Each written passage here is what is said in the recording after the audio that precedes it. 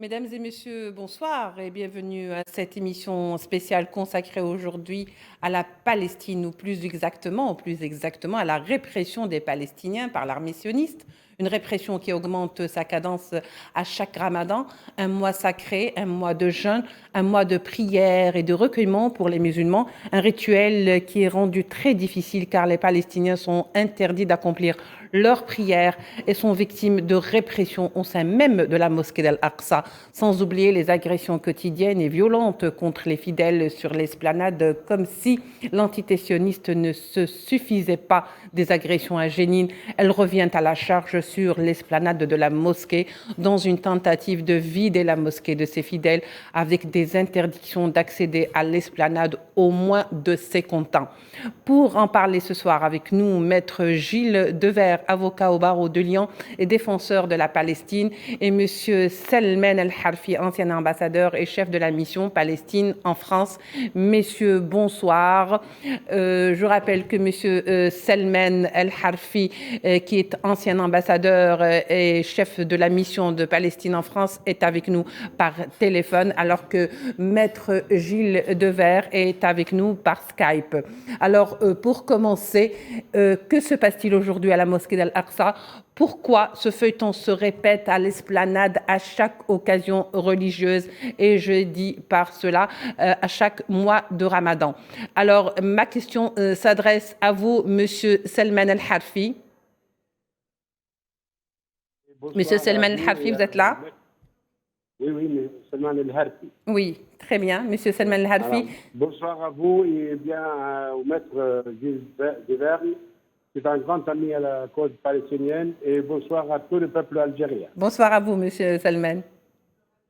Comme vous le savez, ce gouvernement de l'extrême droite israélien il commet des crimes de guerre quotidiennes contre le peuple palestinien avec un décret officiel du Premier ministre et de son cabinet de tuer les Palestiniens où ils se trouvent sans pétillant. Et c'est une décision gouvernementale qui, ce gouvernement il tient pour maintenir son présence et son continuité et il tue les Palestiniens parce que pour les forces de droite israéliennes et les colons, c'est le plus qui tue des Palestiniens, plus qu'il est admiré par les partis politiques de l'extrême droite israélienne. Oui. Nous condamnons cet acte de gouvernement, cette violence de gouvernement, ce crime de guerre de gouvernement israélien, et aussi bien que nous résistons avec tous les moyens modestes qu'on a. C'était une résistance populaire, et ce qui s'est passé depuis 2 mois avant le mois de Ramadan, le gouvernement israélien, il prépare pour ce crime tout en profitant de la situation en Europe, de cette campagne de médias européens qui s'occupaient de l'Ukraine et la situation en Ukraine. Et en profitant les Israéliens, ils veulent intimider les Palestiniens pour imposer leurs conditions de nouveau apartheid dans la région occupée par Israël, et même en Israël même. Notre peuple il refuse cette politique extrémiste et cette politique d'apartheid du gouvernement israélien, et il résiste farouchement à ces crimes de guerre. Et en même temps qu'Israël n'a pas laissé aucun village, aucune ville, ou bien les lieux saints, soit des lieux saints chrétiens ou bien musulmans, surtout dans ce mois de Ramadan et les fêtes de Pâques que nos citoyens chrétiens ne préparent pour fêter. Oui, alors, monsieur Maître Gilles Devers, je me tourne vers vous. Vous venez donc d'entendre monsieur Salman El-Harfi sur sa réaction. La question est pourquoi l'antitissionniste ou l'armée de l'antitissionniste aujourd'hui s'efforce-t-elle à chaque, je dirais, rendez-vous religieux et même quand il n'y a pas vraiment d'occasion, pas forcément lorsqu'il y a le Ramadan, mais on l'a vu par le passé, c'est-à-dire l'année passée, le Ramadan des Palestiniens était passé avec beaucoup de souffrance. Et cette fois-ci, le scénario se répète. Alors, à quoi, j'allais dire, quel est l'objectif aujourd'hui de l'entité sioniste, de l'armée de l'entité sioniste? Est-ce qu'on veut réellement, une bonne fois pour toutes, interdire l'esplanade aux Palestiniens? Ben, écoutez, je dirais d'abord que nous avons bénéficié d'un tableau, d'une vue particulièrement large et éclairée de la part de M. Salman El-Herfi, et c'est un plaisir de pouvoir échanger avec lui. Son rôle comme ambassadeur en France a été très important. Euh, il me semble que ce que l'on voit apparaître, pour nous qui le regardons d'un peu plus loin, je dirais comme Français et comme observateur, comme ami de la Palestine, c'est que il y a une sorte de pari insensé qui est un pari des dirigeants israéliens, effectivement d'extrême droite, avec les appuis des États-Unis, d'autres pays occidentaux, qui est de dire qu'il n'y a plus de question palestinienne. On ne discute plus de la question palestinienne, on ne discute plus de la question du peuple palestinien.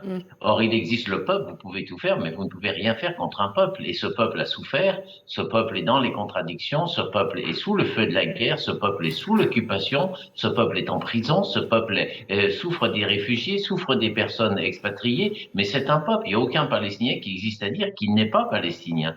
Et il y a eu la dernière provocation qui était le sommet de Negev, où Israël montre qu'il a des relations avec des dignitaires arabes, représentants de grands pays arabes, et la question palestinienne n'est pas à l'ordre du jour. Donc, il y a un aveuglement profond, et cet aveuglement profond est une porte ouverte à la répression. C'est-à-dire que pour eux, un Palestinien doit dégager. Ça ne va pas plus loin. La violence que l'on voit actuellement résulte d'une impréparation politique, mais finalement d'une veuve profonde, c'est que les Palestiniens n'ont rien à faire en Palestine et qu'ils n'offrent rien du tout à cela, rien du tout à cela. Donc la violence de la répression est une violence aveugle, Oui. c'est une violence qui trahit simplement une volonté d'accaparer toute la Palestine et de nier, c'est une violence négationniste. Oui, alors comme si les événements d'Eugénie ne suffisaient pas, je le disais donc dans l'intro, il a fallu encore accélérer la cadence pour aller donc s'attaquer à des fidèles qui sont venus juste se recueillir et faire leur prière. Alors aujourd'hui, les attaques se sont faites à 2 reprises sur l'esplanade de la mosquée d'Al-Aqsa, Al-Quds Est, très tôt ce matin, c'est-à-dire vers la prière d'El-Fajr, mais également vers 8 heures où l'armée sioniste a procédé à des arrestations de femmes, d'enfants, mais également, bien sûr, de jeunes. Comment pouvez-vous nous expliquer, monsieur Maître Gilles Devers, le fait qu'aujourd'hui, l'entité sioniste mette des conditions pour accéder à l'esplanade, c'est-à-dire pas plus de 50 ans, c'est-à-dire ceux qui ont moins de 50 ans n'ont pas le droit d'aller faire la prière, ou c'est quoi cette histoire? C'est une histoire qui est la caractérisation de l'abus de droit, avec le fait israélien qui est à l'origine, car les décisions sont bien prises par les Israéliens, mais qui s'appuie, hélas, sur un consensus international qui est d'une certaine bienveillance avec les Palestiniens, mais une bienveillance lointaine, vu que sur la question clé, eh bien, il n'y a rien qui suit. Et depuis 1967, Israël proclame qu'il a pu annexer. Nous sommes dans une actualité internationale marquante.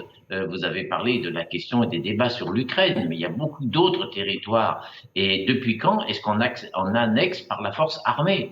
C'est-à-dire que le Conseil de sécurité est pas le meilleur ami pour accueillir la thèse palestinienne, on est bien d'accord. Mais même le Conseil de sécurité dit que l'annexion de Jérusalem n'existe pas et qu'elle est illégale et que Israël, comme capitale unique d'Israël, c'est nul et non avenu. Donc tout ça, c'est parfaitement clair. Mais qu'est-ce que l'on fait de plus? Que fait la communauté internationale? Eh bien, elle laisse les Palestiniens à la merci d'une police qui dit, mais même les lieux saints sont maintenant annexés par Jérusalem tout Jérusalem est une terre israélienne, et ça, il faut dire que c'est absolument inacceptable. Vous savez que c'est pas simplement un point de vue, c'est l'analyse historique qui est là. On n'annexe pas un territoire par la force armée. Jérusalem-Est et les lieux saints, c'est une terre palestinienne. Voilà, c'est comme cela. Et ça a été validé par la Cour internationale de justice dans son avis sur le mur en 2004, et ça a été jugé par la Cour pénale internationale dans son arrêt du 5 février 2021, où la Cour dit explicitement que Jérusalem-Est relève de la souveraineté palestinienne, ce pourquoi il y a compétence de la Cour. Oui. Alors, Monsieur Salman Harfi, je me tourne vers vous. Aujourd'hui, ces événements rappellent quand même étrangement des souvenirs assez frais dans la mémoire, c'est-à-dire ceux de Sheikh Jarrah l'année passée, à cette même occasion, c'est-à-dire durant toujours la période du Ramadan, où les Palestiniens jeûnaient, mais il n'y avait pas aussi que des musulmans palestiniens, il y a aussi les chrétiens. Et donc, ce quartier de Sheikh Jarrah qui se trouve à Al-Quds Est, justement, il y a une volonté préméditée, volontaire, je dirais, pour effacer toute palestinité de cette région qui est donc Al-Quds Est. Qu'est-ce que vous en pensez, Monsieur Salman Al-Harfi?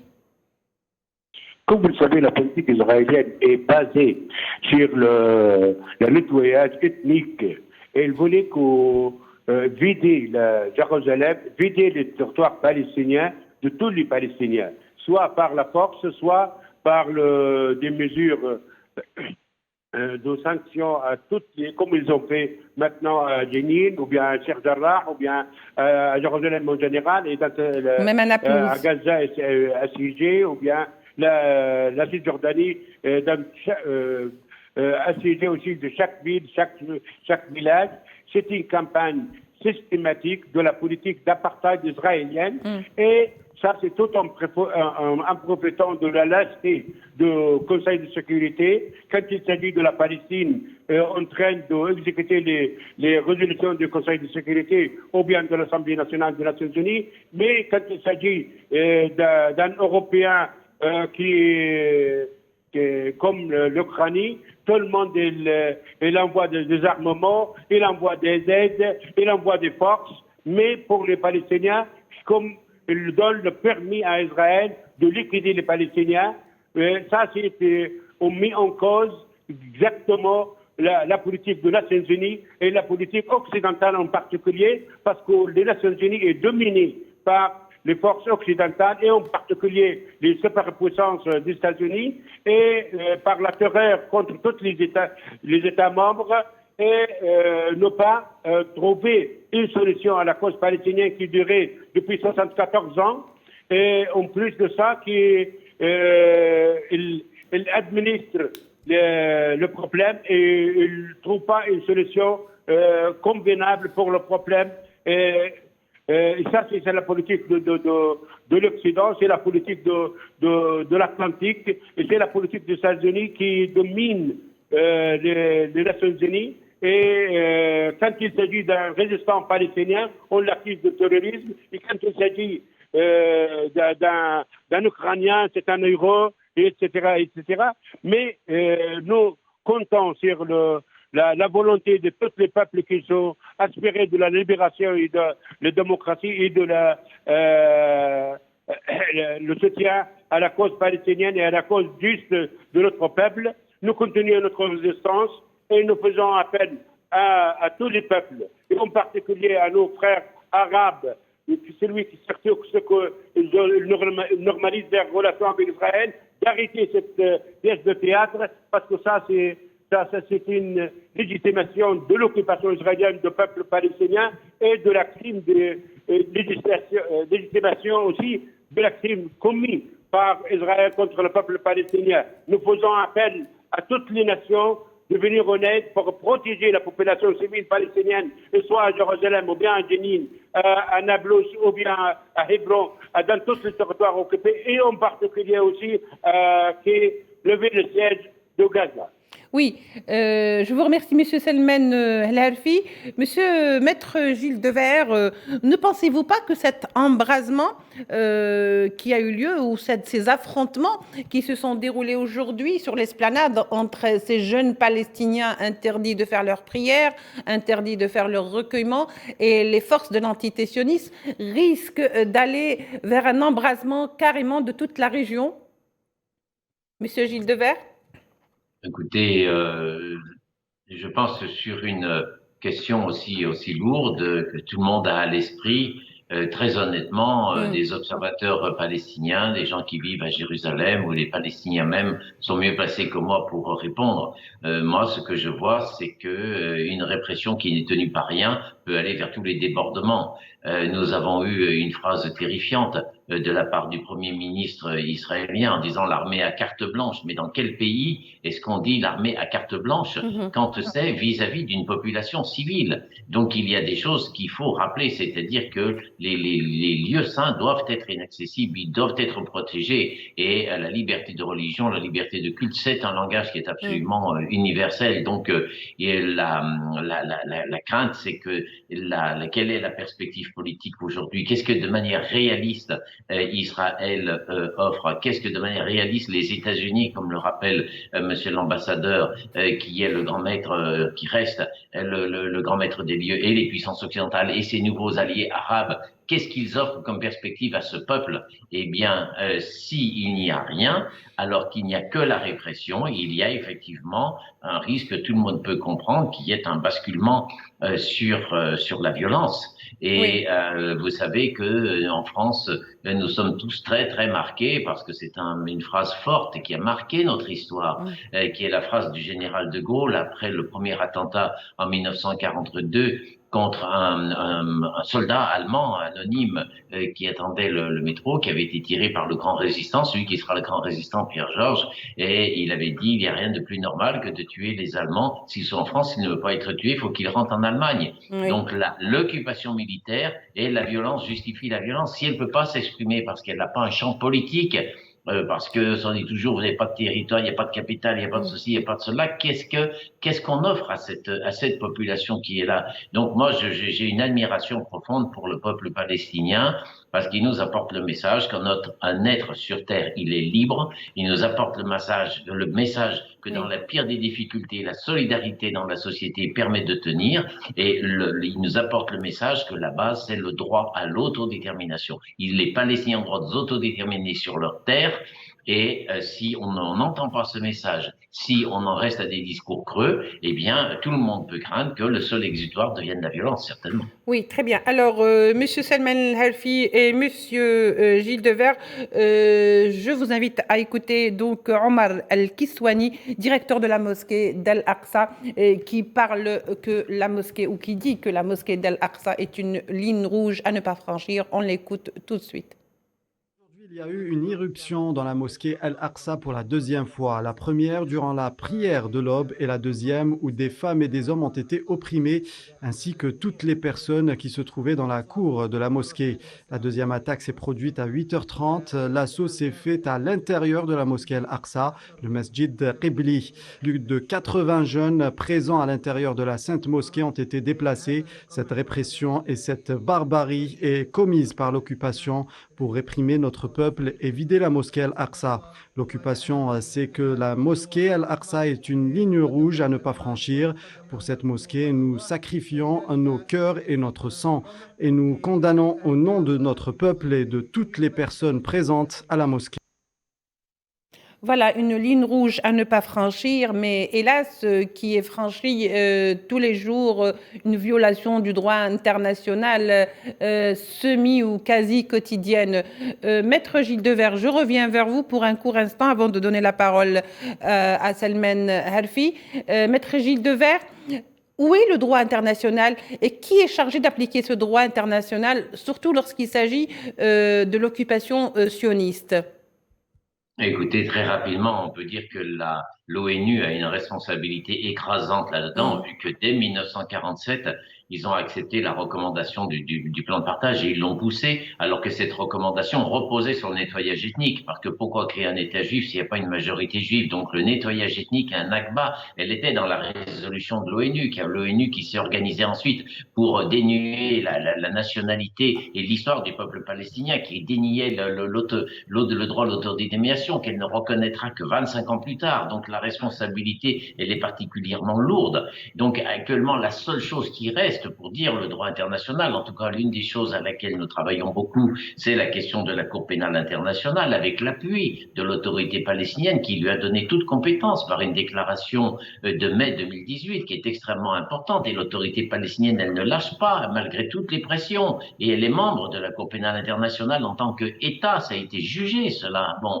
Et il est clair que l'annexion par Israël des 70 kilomètres de Jérusalem-Est, dont la vieille ville et dont la mosquée El-Aqsa, sont déjà illégaux. Le crime de colonisation, il est prévu par la Cour pénale internationale. Et ces répressions qui ont pour objet de provocation, de violence, qui portent atteinte aux droits les plus fondamentaux des Palestiniens, vu la force de tout ce que représente la mosquée Al-Aqsa, nous définit une compétence de la Cour pour protéger la mosquée. Le crime de colonisation, les crimes d'apartheid sont dans le statut. Monsieur l'ambassadeur parlait du crime d'apartheid, c'est dans le statut de la Cour pénale internationale. Alors le procureur, il est ces jours-ci très occupé pour dire que l'Ukraine est un théâtre de crimes de guerre et que à la violence militaire, il doit répondre la justice. Eh bien qu'il regarde du côté de la Palestine. Les Palestiniens s'adressent à eux de manière complètement organisée et que l'on réponde à ce peuple. Ils ont une attente qui est très forte ici. Madame Bensouda a ouvert l'enquête. Que fait le procureur actuel?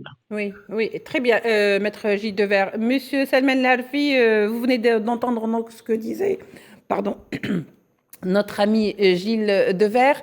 Monsieur Salman Larfi, il y a comme un fait accompli aujourd'hui qui se suffit de la situation colonialiste telle qu'elle est aujourd'hui sur les territoires palestiniens et on ne parle plus de pourparlers, ni encore moins d'accord d'Oslo. Qu'en pensez-vous, Monsieur Salman Larfi? Tout d'abord, moi, je salue ce qu'il a dit, mon cher ami, le maître Gilles Devers, en ce qui concerne le droit international. Le droit international, il est bafoué quand il s'agit de prendre des mesures de sanctions ou bien des mesures contre Israël. Et le droit international, il y a deux poids et deux mesures par la communauté internationale, en particulier les superpuissances occidentales et en particulier, beaucoup plus particulier par les États-Unis elles-mêmes. Les Palestiniens, ils ont donné tout, ils ont respecté toutes les lois, ils ont respecté tous leurs engagements internationaux, et ils ont voté, ils ont opté pour la situation d'un État démocratique où il y a tout le monde qui vit en pied d'égalité. Israël, il a refusé. Il a opté pour la solution de deux États. Israël, il a refusé. Israël, il refuse un État démocratique. Israël, il refuse les deux États. Israël, il impose le régime d'apartheid contre le peuple palestinien. Le peuple palestinien rejette cette proposition israélienne et il lutte pour mettre fin à l'occupation israélienne.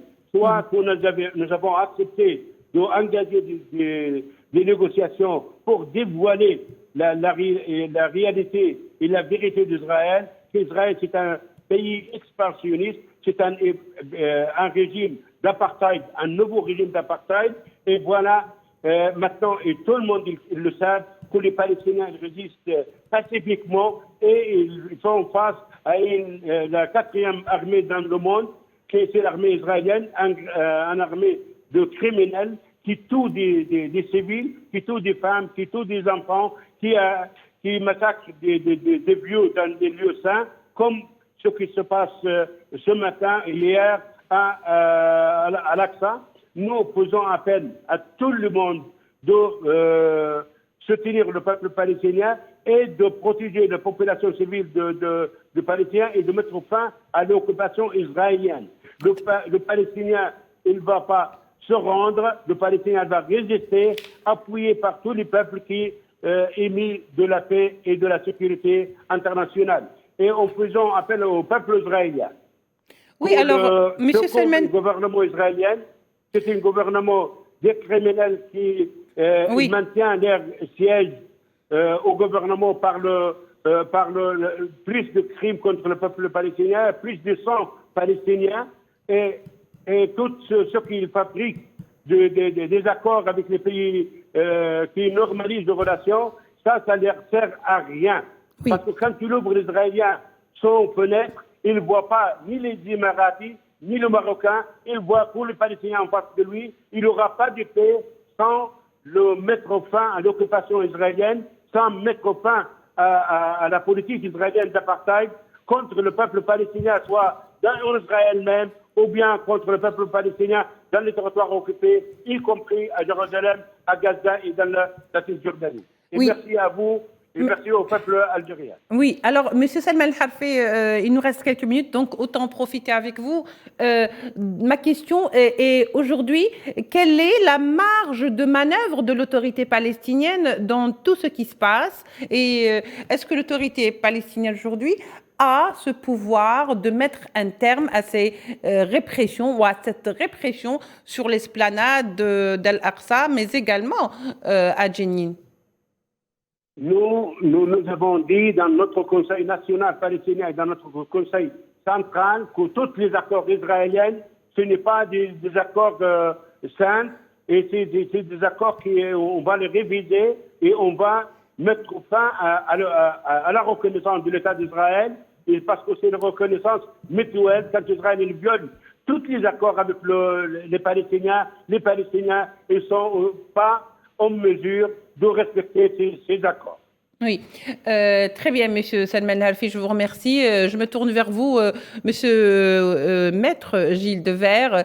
Je repose ma question qui est celle aujourd'hui de se dire qu'on est devant un fait accompli. Depuis quelque temps, on ne parle plus de pourparlers, on ne parle plus de négociations, on ne parle plus de deux parties qui pourraient se réunir autour d'une table pour trouver une solution, comme si l'entité sioniste est devenue aujourd'hui un fait accompli, une réalité bien présente, qu'il faut donc se complaire avec cette réalité et ne pas chercher ailleurs. Oui, eh bien, effectivement, il y a un rapport de force considérable et pour éliminer cette question palestinienne qui se gère juste par la police et par l'armée. Voilà. Donc ça, c'est une réalité que l'on voit et je crois que dans ce cas, ce que nous pouvons faire, c'est écouter les Palestiniens et les considérer. Il y a une admiration pour le peuple palestinien, ce peuple qui vit la violence depuis 1920. C'est-à-dire c'est un siècle de violence et avec une violence qui était déterminée dès le début en disant c'est pas possible si vous voulez venir, venez, mais faire deux États, on n'y arrivera pas. Et le peuple reste.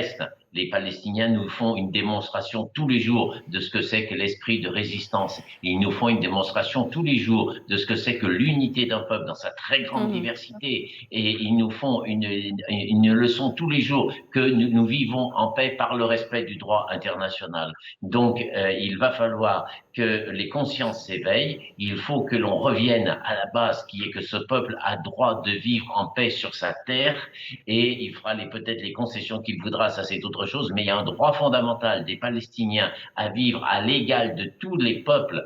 Un Palestinien est à l'égal de tous les êtres humains et qu'il peut vivre sur sa terre, qu'il peut vivre sur son peuple. C'est un appel qui ne se fait pas aux dirigeants israéliens parce que c'est un autre monde. C'est le mépris qui domine, mais il y a des consciences dans le monde entier et tant que vous n'aurez pas réglé la question du droit palestinien, ça sera un échec global pour toutes les institutions internationales et pour le droit international, parce que c'est un droit de pacotille, c'est un droit de déguisement, c'est un droit pour faire la foire que le droit international qui saurait s'occuper de certaines crises, mais qui n'est pas en mesure de résoudre la question palestinienne qui est saignante depuis 1947. Donc il y a un grand appel qui est lancé à toutes les consciences.